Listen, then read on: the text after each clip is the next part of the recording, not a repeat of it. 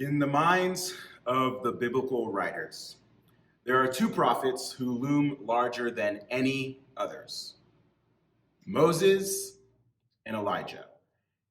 If you were around for our Exodus series, you might remember a few things about Moses. We know him as the person who led the Exodus out of Egypt. He's the one who received the law on Mount Sinai.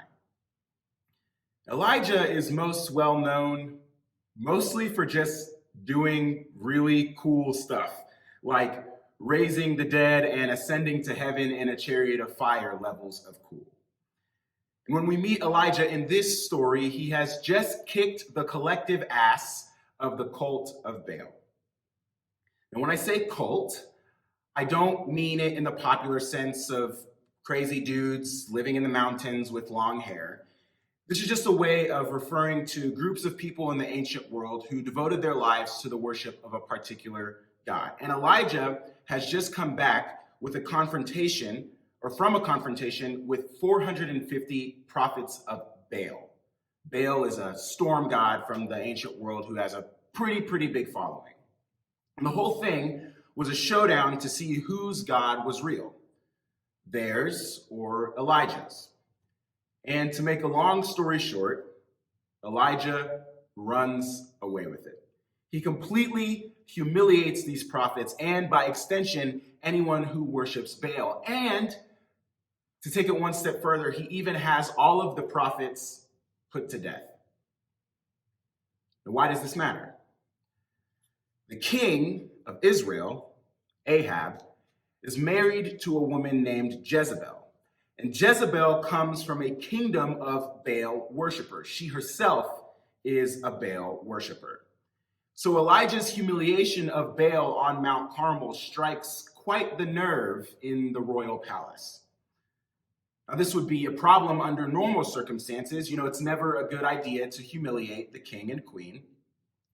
But Ahab and Jezebel are not your normal king and queen. Let's start with Ahab. Ahab is the most evil king Israel has ever had. And I mean this literally. The writer of 1 Kings tells us that he was more evil than every king who came before him put together, which is the exact same thing that they said about his dad, Omri. So to get Ahab, take all the kings of Israel, add up their evil, of which there was a lot, double that, add one, and then double it again. That's how evil Ahab is. And his marriage to Jezebel is considered one of the worst things that he does as king. From the get-go, she is framed as a horrible person. The writer says that all of Ahab's evil pales in comparison to the fact that he married her. Now, undoubtedly, this depiction is unfair and rooted in patriarchy that was widespread at the time. But Jezebel is still not the greatest person on the planet. She does, in fact, go on a killing spree, systematically seeking to kill all of the prophets of Yahweh, the God of Israel, the God that Elijah worships. And these two, Ahab and Jezebel, they do not like Elijah. Ahab calls Elijah the troubler of Israel. That's his official nickname, the troubler of Israel. Elijah's relationship with the royal family begins when Elijah announces that there will be a 3.5-year drought. In a world where folks believe that the conduct of kings and queens has an effect on how crops turn out, a drought is not good for the royal reputation.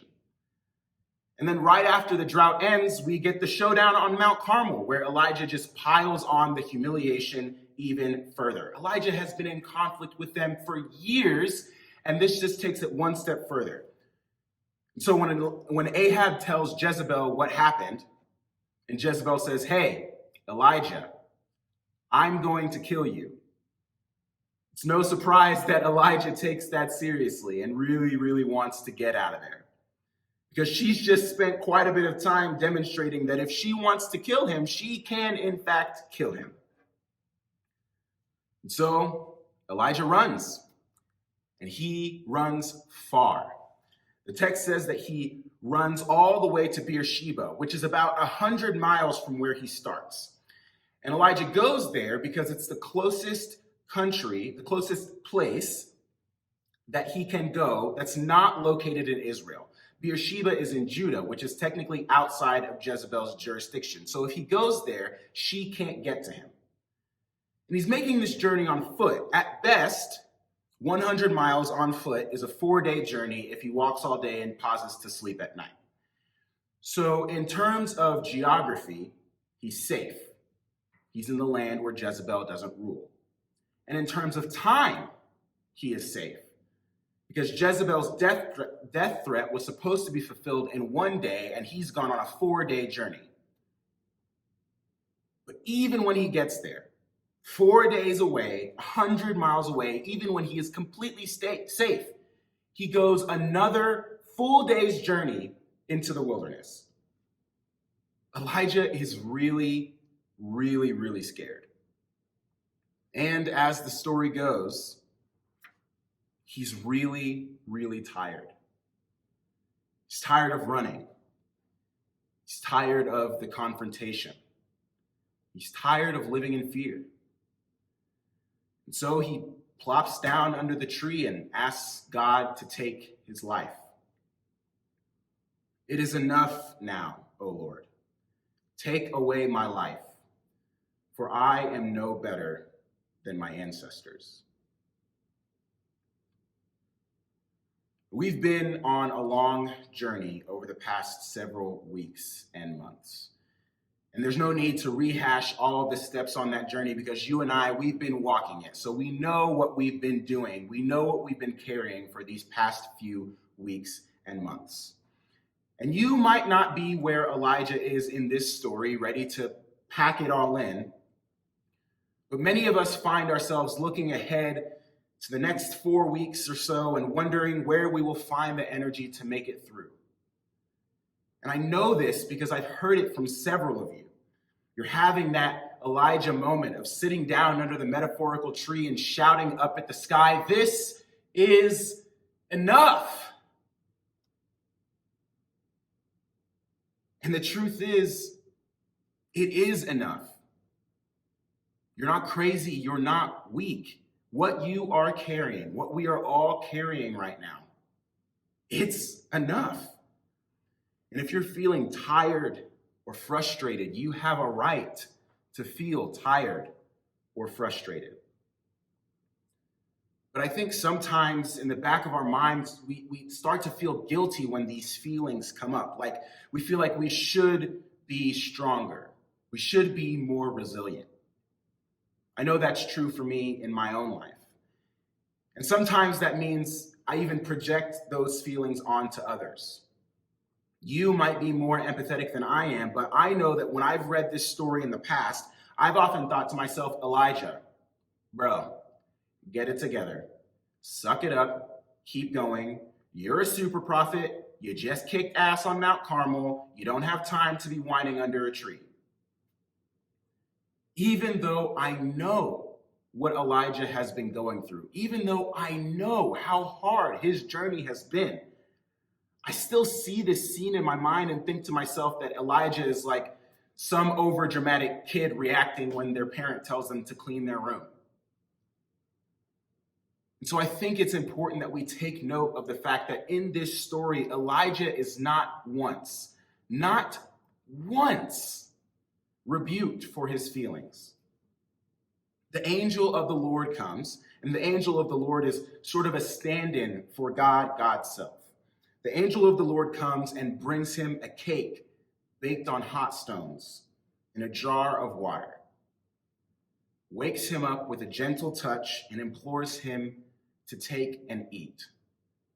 Not once, but twice, patiently waiting until Elijah has the strength to keep going. And there's something I want us to notice here. The fact that Elijah wakes up and does not immediately throw himself to the ground in fear underscores how tender this moment is, this encounter between Elijah and God. Because when God shows up in the Bible, people do not just go about their business. They don't just calmly wake up from a nap and have a snack. They fall on their faces and hide. They are terrified. Sometimes they die. God's presence is no joke. But God sees that Elijah is in a vulnerable place, and God meets that vulnerability with gentleness and care. And in this encounter, Elijah is presented with what he needs for the next leg of his journey. Again, if we look at verse 8, it says, he got up and ate and drank. And then he went in the strength of that food 40 days and 40 nights to Horeb, the mount of God. So this short story from Elijah's life reminds us that there is nothing wrong with having a broom tree moment. If there was something wrong with the way Elijah reacted, we might see God show up with a little more fire and fury, right? But that's not what happens. Because God does not expect us to walk through life without feeling overwhelmed. So when we are under the broom tree, sometimes it helps to imagine ourselves as Elijah and accept God's gentle, tender provision. One of my old professors at Princeton, she puts it this way. She says, imagine that angel touching your shoulder. This journey is long, and she knows it. She is asking, what do you need to do to nourish your body and soul? What do you need to care for yourself today so that this journey is not too much for you? And with this Thanksgiving holiday coming up, we have an opportunity to hear and respond to this question from the angel. I know that some of you will be traveling, seeing family, avoiding family. Others of you have assignments to finish, papers to write, books to read. Some of you are waiting to hear back about grad school applications or applying for jobs. If you're Spencer, you're applying for your 500th job. But regardless of what your Thanksgiving holiday looks like, what is true for all of us is that there's just a little bit more on the other side of the break. Just like Elijah, we've all got a little bit further to go. And so with this shift in our daily rhythms that's brought about by the holiday, it's a great time for us to pause and look around for the places and spaces where God might have sent a cake baked on hot stones or a jar of water. It's a good time to pause and take and eat so that the rest of the journey does not become too much for us. And taking care of yourself in this way, I believe, can be a spiritual practice. So I'm not just talking about buying yourself your favorite Starbucks drink as a reward for finishing that paper or binge watching a show that you've been putting off. Those things are well and good, but what the angel offered Elijah was more than fleeting pleasure. It was deep nourishment, sustenance that gave him the strength to travel for 40 days and nights. So look for the things that will replenish and fortify your soul. Look for opportunities to notice and appreciate God's tender, gentle presence. And you know what? Maybe that is a triple shot caramel macchiato or 40 episodes of the Great British Baking Show. I don't know. Maybe it's deleting a few apps from your phone for a week or leaving the laptop closed or the TV off. Maybe it's spending some time in silent reflection, meditation, or prayer, listening to sermons, reading your Bible or a book, drawing, writing, playing music.